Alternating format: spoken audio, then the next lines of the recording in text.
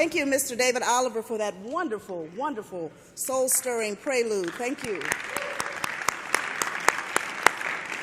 Good morning. Great morning, fabulous morning. I say fabulous morning. This is the 2014 Otis Moss Jr. Oratorical Contest. I am Dr. Felicia Stewart, Associate Professor of Communication in the Department of English, and along with Dr. Leah Kreke, who is the Director of the Honors Program, we welcome you to this wonderful occasion. Now, before we go any further, let us set the atmosphere. And so here to lead us in our prayer is last year's Oratorical Contest winner, Mr. Seth Brown.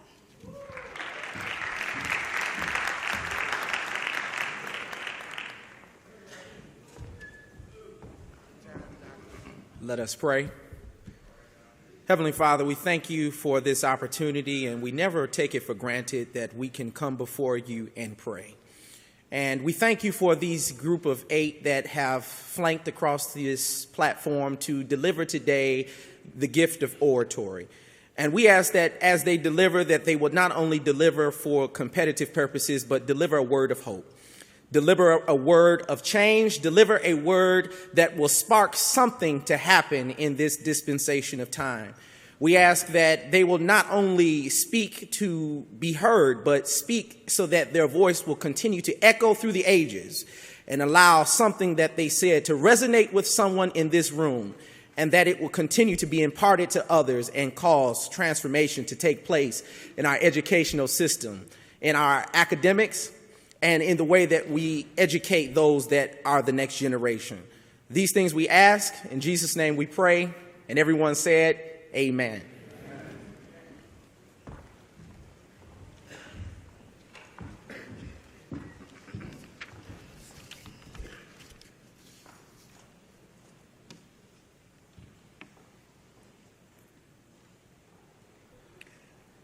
Oratory has been defined as the art of public speaking with style, cogency, and grace.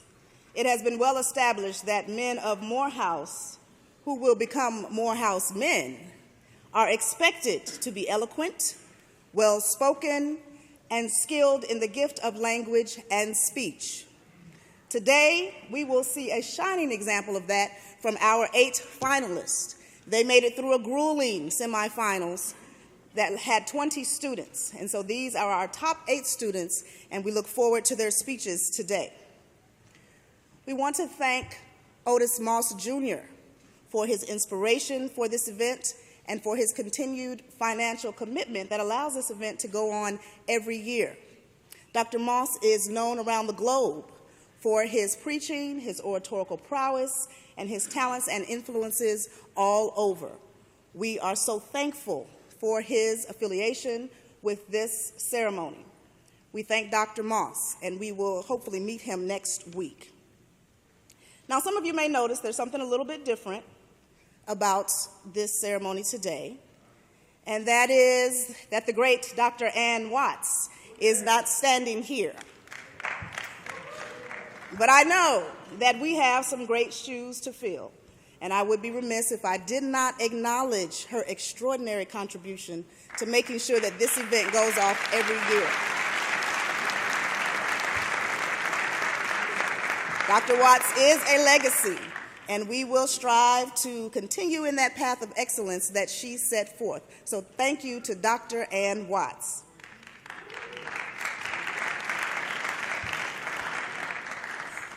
Allow me to introduce our judges who have the daunting task of picking a winner today. And judges, please stand so we may acknowledge you. Reverend Ernest Brooks III, Assistant Dean of the Chapel. Mr. Alvin Darden, Dean of Freshmen and Senior Students. Mr. Henry L. Goodgame, Jr., the Director of Alumni Relations and Alumni Giving. Dr. Keisha Tassie, Associate Professor of Communication in the Department of English. And Mrs. Carolyn Walker, Coordinator of Disability Services. Let me make it clear that we trust our judges, and therefore their decision is final. Our timekeepers, Mr. Otha Thornton III, class of 2014, and Mr. Perry Washington Jr., class of 2016. Briefly, let me review the guidelines, and then we'll get started. Each student will deliver a 3.5 to 4 minute speech. They will first give their standard Morehouse introduction, and then the time will begin. They will be given a time signal when 2 minutes are remaining, when 1 minute is remaining, when 30 seconds are remaining. At the 4-minute mark, the timekeeper will stand, and at that time, the contestant has to finish their sentence in about 10 seconds and take their seats. Anything further than that will be noted and will be cause for disqualification. Now, we have some outstanding contestants today, and no doubt you will be moved by their words. But since this is a timed competition, we're going to ask that you try to hold your applause until the end of their speech. Okay, I know you're going to want to shout out. I know you're going to want to clap your hands, but try not to disrupt their time since they have practice with their timepiece.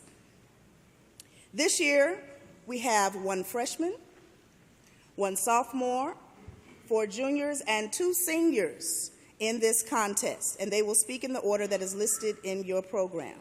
They are Mr. Malcolm DeFrance, Mr. Donald Hayes, Mr. Jonathan A. Hun Broadnax, Mr. Moses Jenkins, Mr. Matthew Kelly, Mr. Elijah L. McDavid III, Mr. Tamir Mickens, and Mr. Shaquille Moore. Our topic is Pathways to Preeminence, Vocalizing Educational Reform, K through 12. Ladies and gentlemen, let the 2014 Otis Moss Jr. Oratorical Contest begin.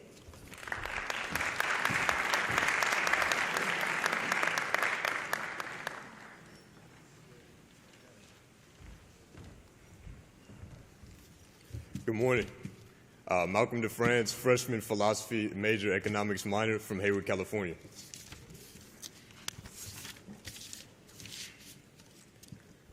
I'm the youngest of 3 children. Naturally, I always wondered what it'd be like to have a younger brother. That was until last month. I had just laid down after enjoying my mom's last home-cooked meal before heading back to Shivers. As I was dozing off, a knock on the door startled me. Xavier's here. Come on, Mom. I opened the door to see 5-year-old Xavier charging towards me at top speed. And as I hoisted him in the air, I felt a sense of joy and hope that went beyond words. See, Xavier's the son of my 2nd grade teacher, Miss Lund.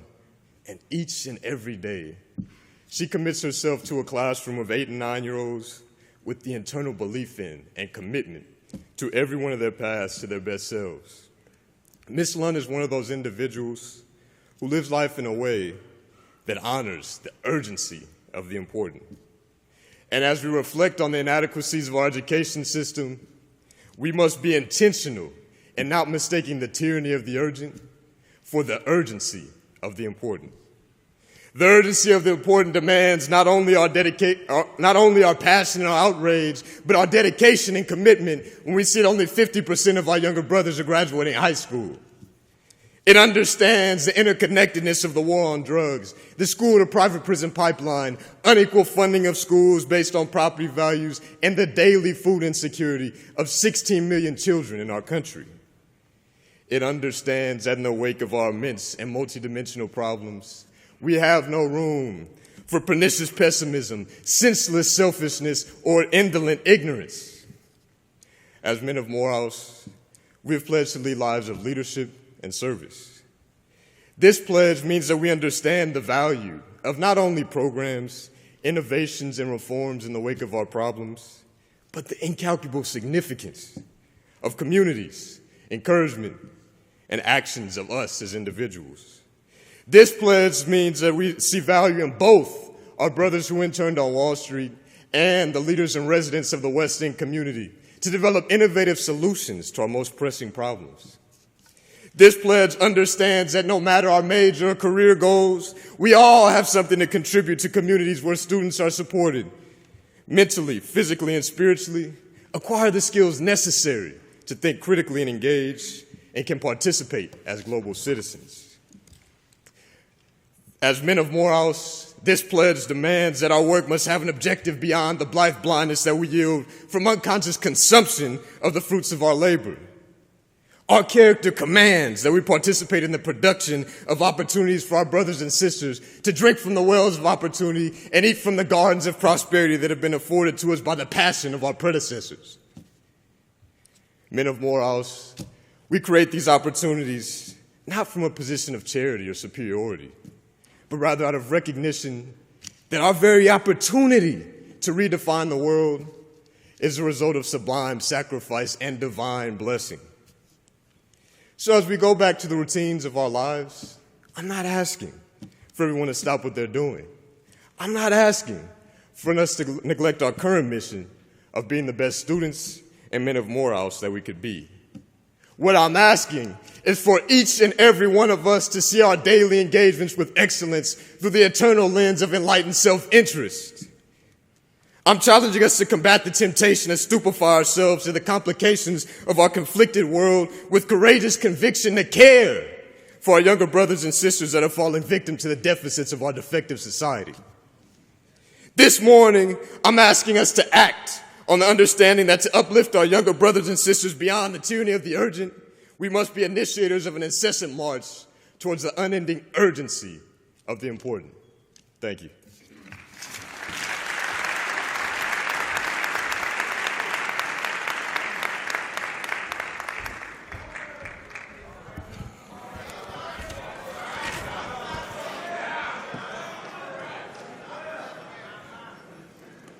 My name is Donald Hayes, Jr., junior religion major from Port Arthur, Texas. There is a young, impecunious black boy aimlessly wandering the violent and blood-stained streets of the south side of Chicago. Can you see this young black boy surrounded by slums, condemned buildings occupied with vagabonds and those addicted to controlled substances? Here, 50 schools have just closed and liquor stores and trap houses are being erected daily. Despite the brave attempts to escape the ghastly and nefarious agents that continue to corrupt his soul, he wonders to himself, if this is my inextricable fate. He musters enough strength to utter a faint cry of help. I am tired because brothers that look like me all over the country attend schools nestled in urban communities, receiving an education that is rarely up to par while being educated in buildings that are most always subpar. Young black men are sent to educators who are underpaid for the work they do and overqualified for the miracles they must perform. Because of this dynamic, young black men find themselves unequipped with the necessary skills to thrive in the socioeconomic climate. Reform is needed when public schools initiate zero-tolerance policies due to highly publicized school shootings. It is a problem when disciplinary policies disproportionately target young black males by suspending and expelling these students from school.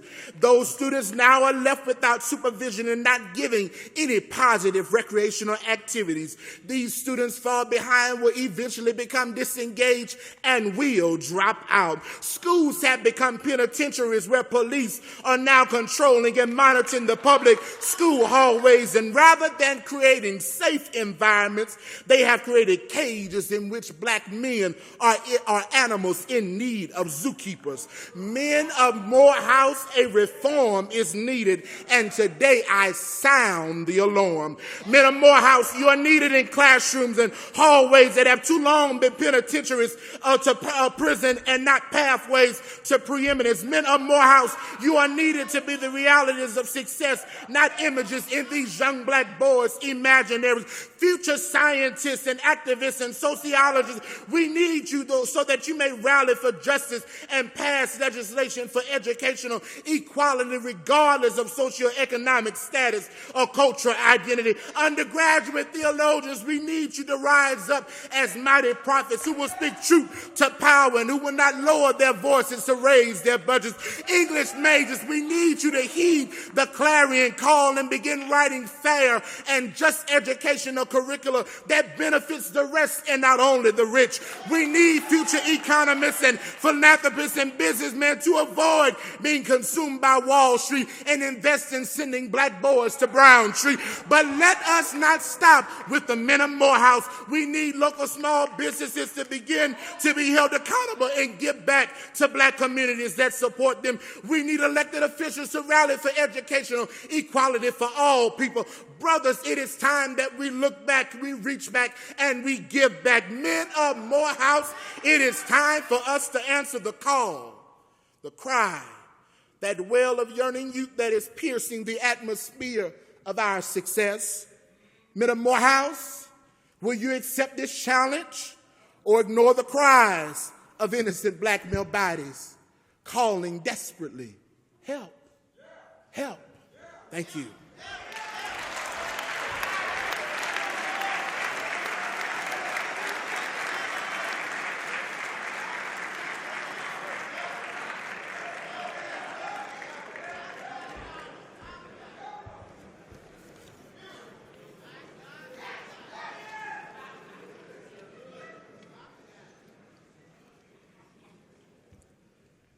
My name is Jonathan A. Hunt Broadnax, senior international studies major from Sacramento, California.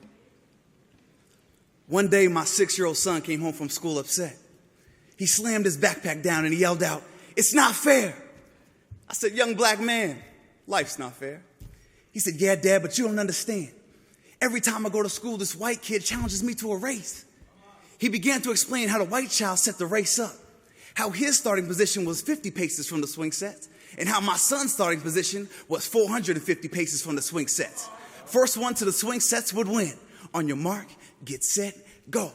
My son would run as hard and as fast as he could, but he could never make it to the swing sets before that white child. This happened day after day, and eventually the white child looked at my son confused, and he said, "What's the matter with you, boy? Maybe you should try harder. Maybe you should do more. Maybe you should do better. What are you, lazy?" My son responded in frustration. He said, but you had a 400-pace head start. The white child smiled and said, "See, that's your problem. You always playing that pace card. Maybe you should stop making excuses." You see, at the precipice of the perception on how to improve the K-12 pathways to preeminence, the prejudices of the past have to be predominant in our processes of reform. Because useless is affirmative action if action towards the aforementioned isn't affirmed or mentioned. Because easing our entrance into collegiate education is to assume that our youth were proportionately prepared previously. Not so. So, son, I'm going to teach you how to run, black boy, run.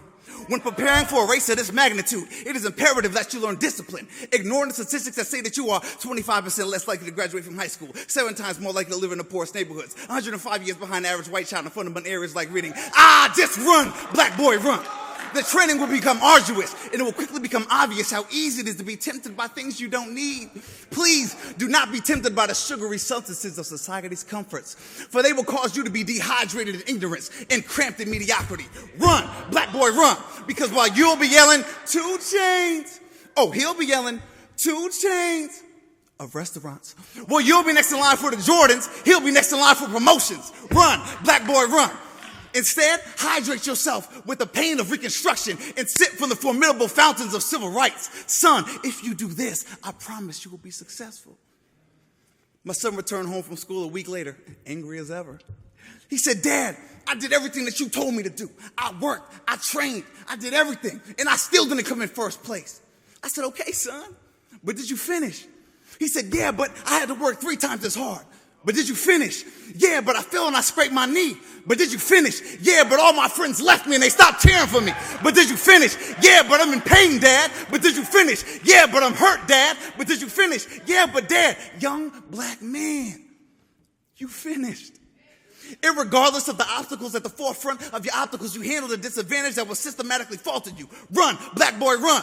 Not running through to the finish would diminish the efforts of the patriots of the past who placed you in this privileged position to even run in the first place. You better run, black boy, run. I demand that our reparations be given to us in the form of education so that our children's paces can be brought down to a more even placement.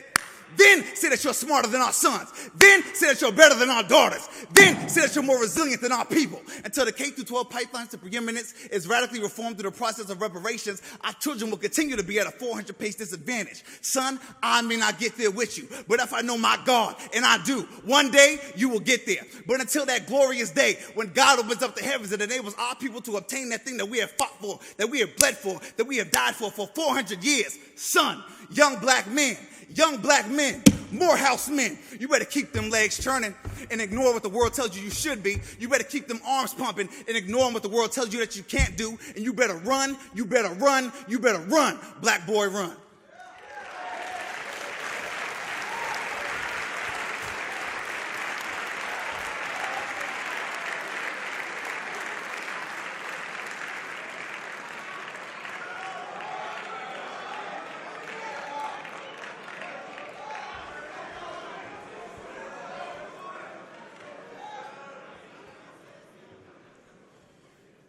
Moses Jenkins, Sacramento, California. I am a junior management major.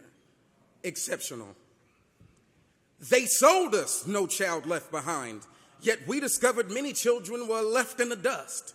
They told us race to the top, yet we discovered that many voiceless young African-American males never even started the race. Now they call upon us again, like they did with desegregation and the ruling on Brown versus Board, to send one unified message to Capitol Hill, that we want every child to receive a quality education. Political gridlock might lead us to believe that this dream is fleeting and unattainable. We cannot be dispirited by the politics as usual. To address this critical issue of education reform, we seek the transformative power in the voucher program. We know how scholarships work.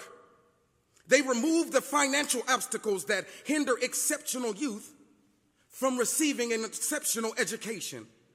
Because partisan gamesmanship and more business as usual are detrimental to that vision, their costly delay tactics should be shut down, not the government and not our schools. The main idea here is that our best and our brightest students can and will do exceptionally well at the best performing schools if only we could afford tuition. That's where the voucher program comes in. The media uses statistics. However, is straight talk all right? Vouchers are like Pell Grants for ninth graders. Places like Washington, D.C., Wisconsin, and Louisiana, they've already adopted such programs on behalf of their students' families. The programs are working. Therefore, because receiving a private education might be better for the student, it must be an option. Congress cannot simply pass the buck on vouching for our exceptional youth. With choice options, parents and students will have a greater say in where their child should matriculate in education. With modernized facilities, all the students' capabilities are recognized rather than just their ability to fill out a Scantron. Busloads of at-risk youth will receive the opportunity to discover themselves. I strongly believe that this is the unfinished work of Dr. King's dream. Self-discovery, strong character, and an educated mind. These are the means to increase our socioeconomic status. And that's the enduring lesson that we want to convey to all nations of the world house. This is the aspiration of every transformative educational system, and we should aspire towards that goal together. It starts with our children, lifted out of poverty and headed towards a higher education. Some people have doubts about the voucher programs, though. They think vouchers might hinder efforts to improve public education. We say to support this choice option is not to denounce public education. Support emphasizes that we do not like a mediocre or a marginalized education. It focuses on both the students and improving their test scores, without forsaking the former to finance the latter. We prioritize the freedom to choose higher, and we minimize excuses. Bill and Melinda Gates long stopped waiting for these excuses to end. Their philanthropy affords thousands of low, middle-income students a path to preeminence through the Gates Millennium Scholars. We have some of those brothers here today. This is how our nation decreases excuses and increases our odds to be better men. We must also divest in excuses. College students love to procrastinate, but no excuses this campaign year. Even before then, we can get organized, because action is the only way to get anything done in education reform. We have great words, but it will require our action. We should familiarize ourselves with the issues like voucher programs, Pell Grants for our exceptional youth.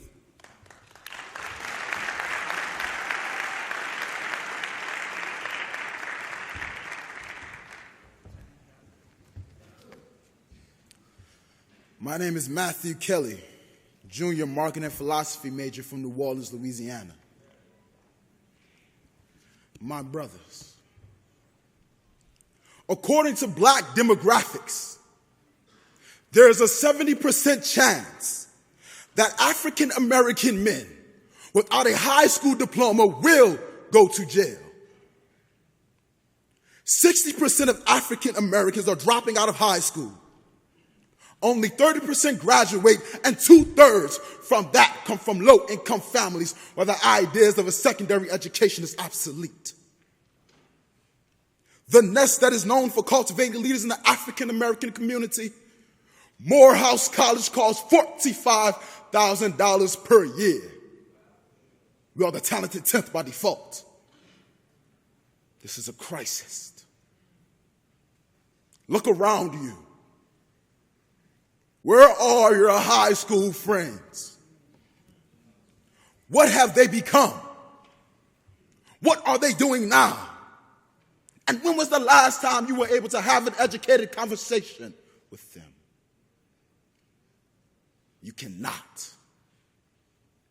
Because the desegregation of the public school system has failed to properly educate the African American community in terms of policies and curriculums.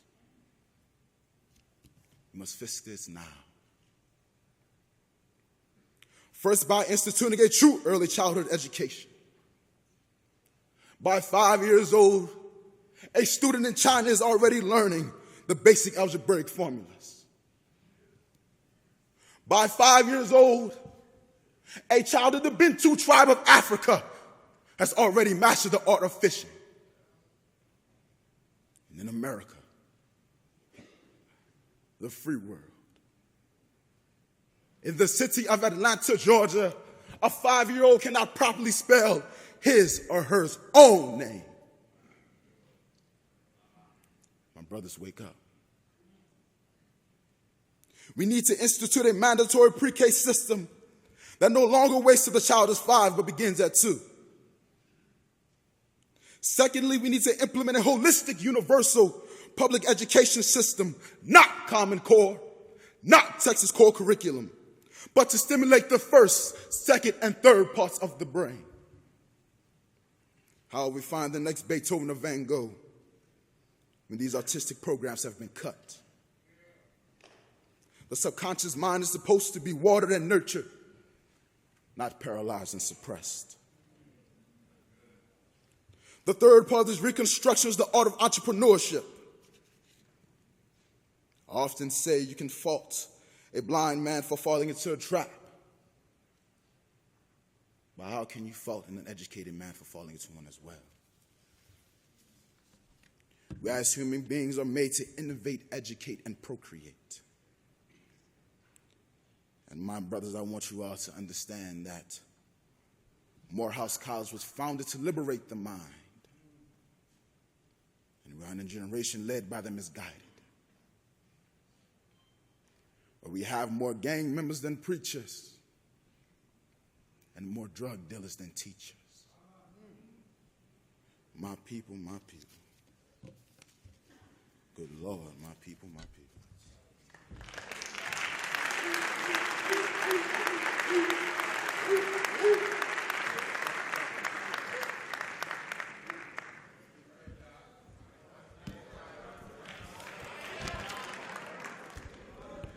I am Elijah McDavid III, a junior religion major from Arlington, Virginia.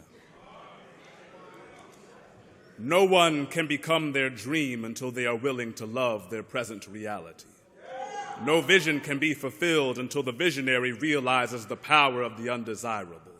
Even God was not able to create humanity until God loved the dirt enough to breathe God's own spirit into it. In order for us to realize the potential of ourselves and our world, we must love what has been birthed, but not yet matured. For truly the manifestation of greatness is not found in the rejection of the self, but greatness is found in the cultivation of that which is unique. Realizing potential is a difficult task today, but that does not handicap our hope, because in moments like these, God shows us how to find life in dead situations. It was God who led the prophet Ezekiel to a valley full of dry bones. Potential appeared to be absent, but God asked the prophet, "Can these bones live?" The answer is yes, these bones can live, but only if someone is willing to speak to that, which appears to be dead.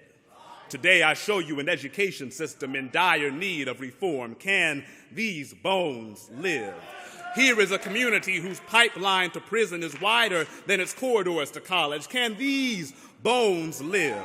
Look at the children who cannot dream because the violence in their neighborhood fixes their minds on survival rather than success. Can these bones live? Yes, these bones can live, but only if we are bold enough and prophetic enough to see the glimpse of life in the bones.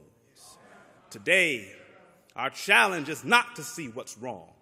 Our challenge is to see what can be redeemed. We need to see the value of a good teacher, because before we received any awards or accolades, it was a teacher who looked at our dry bones and began to breathe the creative energy of life into hopeless situations. While we were yet kids, it was a teacher who saw the king in us, even when we were unable to see it in ourselves. And now that we have grown, we must never forget to appreciate the value of those who first recognized our value. That means we must learn to pay our teachers accordingly and make this nation know that teaching is the most valuable service. We have to recognize the value of our educators and the value of the diversity of those being educated. Every child is not the same. The pathway to preeminence is paved by those who know that different does not equal deficient. We have to wake up to the fact that there is not one singular, narrow definition of manhood. We have to appreciate our artists just as much as we adore our athletes. We have to know that disabled body does not mean disabled mind. We have to love the fact that every bone in the valley is different, but the bones can only achieve livelihood when they all come together. And once we realize our inherent worth, then we will be able to speak to the bones and hear life begin to rattle across the dry earth.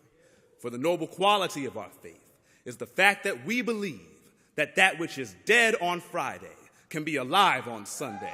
So go now and speak to the bones with the assurance that what God has placed inside of you is powerful enough to resurrect the dead things around you. Yes, these bones can live.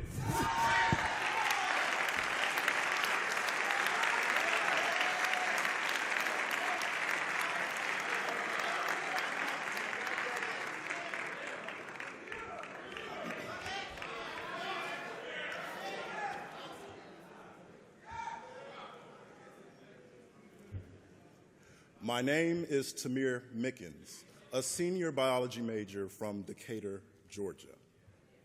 The Greek philosopher Aristotle once said that the roots of education are bitter, but the fruit is sweet.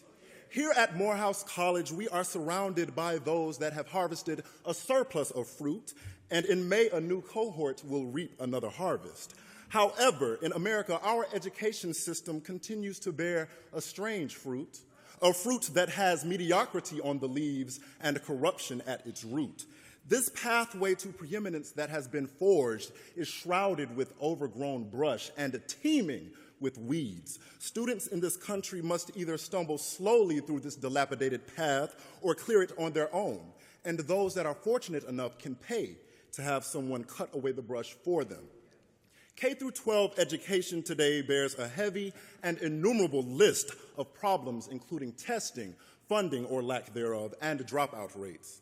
Nearly a third of freshmen entering high school drop out, and the percentage is ever increasing for African Americans. This process begins long before high school and often by the 4th or 5th grade. It begins when students can no longer get by with the ability to read, but must be able to understand what they read. It begins in middle school when the class is no longer called math, but now pre-algebra. Outside of family and personal problems, students with the ability to succeed in school are finding that what is offered does not interest or challenge them, and they drop out. There is no panacea in charter and private schools. Our public schools can graduate most of their students by personalizing education, encouraging students to pursue their own interests, building on that enthusiasm, and offering multiple opportunities to learn instead of a one-size-fits-all education. Standardization and uniformity may work with cars and computers, but it does not work with humans. Standardized testing is transforming education into a game of trivial pursuit and has ushered in new games of clue with cheating scandals in our school systems. Now, schools without standards are indeed unacceptable, and high expectations should be set for all students. However, these expectations should reflect the values we wish for in society and not simply the archaic academic demands of college admissions offices. We should be preparing young people for life and not just for college. After all, who needs a degree when you're schooling life? Yet, when our young people are getting schooled by life and being siphoned into a school-to-prison pipeline, our roots must be poisoned in this network. Our roots must be poisoned when a kindergarten teacher, someone who teaches children how to read, a skill that is required to be functional in society today, can be paid $29,000 a year. Our roots must be poisoned when families sympathetically enter their children into a lottery for a chance to receive a better education. Our roots must be poisoned when D1 college athletes can sack quarterbacks but cannot tackle third-grade literature. Our roots must be poisoned if a school can exist anywhere where the only black men are teaching PE and picking up trash. Morehouse, our roots must be poisoned if black boys at Washington High School that are only 5 years younger than our freshman class will not make it out to even apply to the college that they walk past every day. There is a proverb from Sierra Leone that says, when the shadow of a tree is bent, straighten the tree and not the shadow. Brothers, it is time to straighten the tree. Our young people deserve to reap the harvest that was promised to them. Et facta est lux, and there was light. Let our motto truly shine through, for there is no plant that can survive without light. Thank you.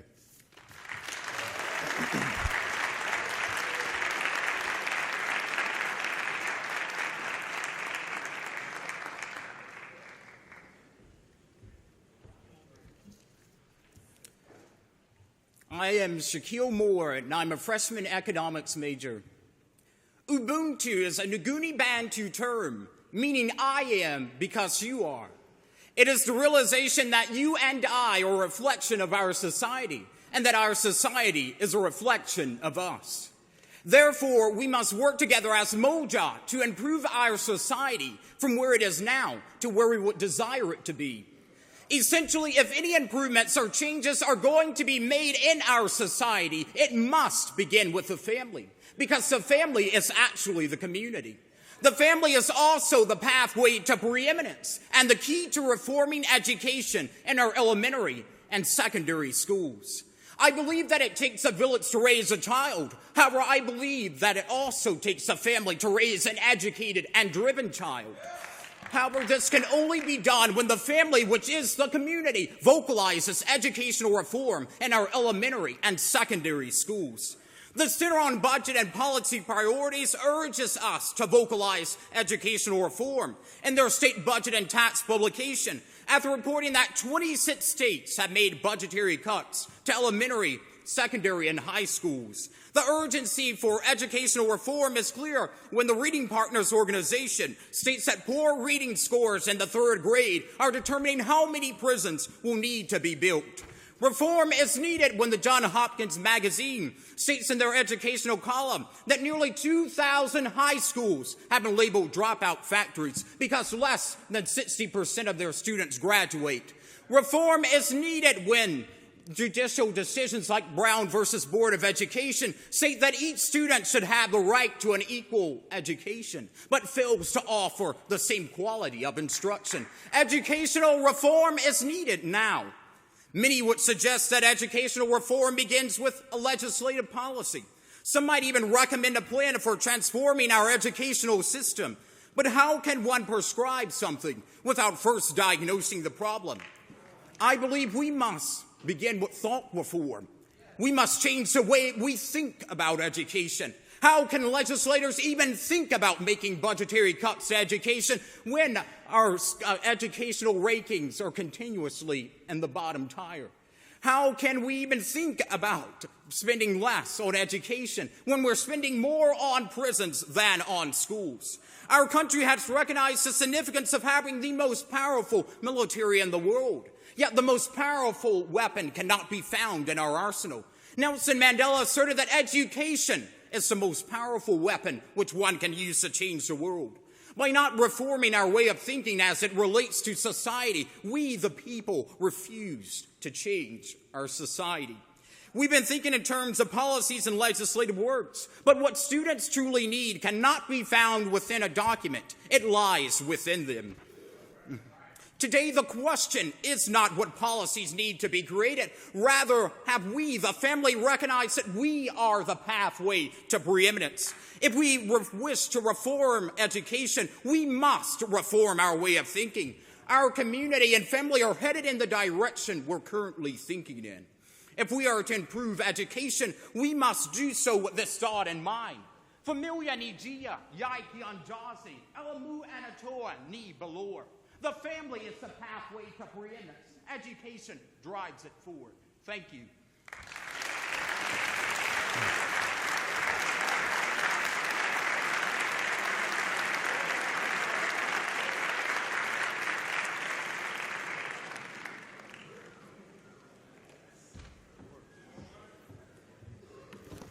Well,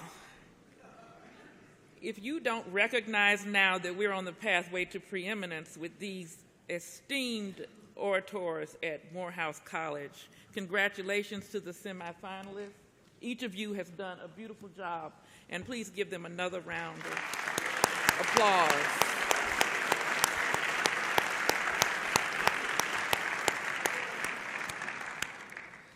I'm offering closing remarks. My name is Leah Criquet. And I want to first tell you that I have enjoyed and I am honored to have served on the transition team from the leadership of Ann Watts to Dr. Felicia Stewart.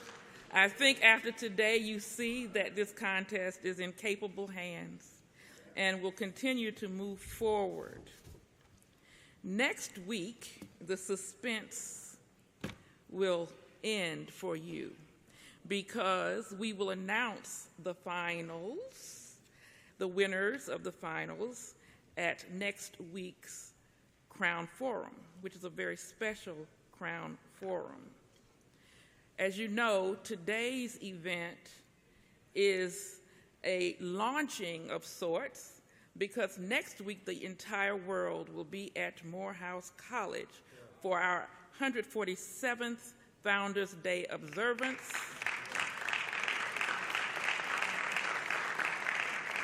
And the inauguration of our president, John Sylvanus Wilson. Is Dr. Wilson in the house? Okay. All right. All right, so on February 13th through the 14th, the week begins with the White House Morehouse College Black Male Summit, addressing the socio-cultural factors impacting the academic achievement and development of African American males. we will have a very special Crown Forum, and we will have the winners announced and a very special message from Mr. Jeb Jenkins, who is the filmmaker of Hoodwinked. On Friday, the inauguration of the 11th president of Morehouse College and the convocation of the college's 147th year begins here in the chapel at 11 o'clock. Saturday, there's Reflections of Excellence featuring the 2014 Benny and Candle Award recipients. We have many distinguished honorees. One of them is Stevie Wonder. I hope that each of you will be there in the Ray Charles Performing Arts Center on Saturday. The 26th Annual Candle in the Dark Gala and the inaugural ball will be that evening, Saturday evening. And Sunday morning, there's the inaugural Founders Sunday Worship Service here in the chapel at 11, followed by the annual Morehouse College Glee Club concert here in the chapel at 4 o'clock p.m. So we've got a good week ahead. Our judges will retire to the chapel board room as they will confer and tabulate the results. As I told you, you have to come back next week to find out who the winners of this wonderful oratorical contest are. I want to thank the various administrative offices that helped us put this together. And gentlemen, prepare for the week ahead and have a good day. We will conclude with the singing of our Morehouse College hymn.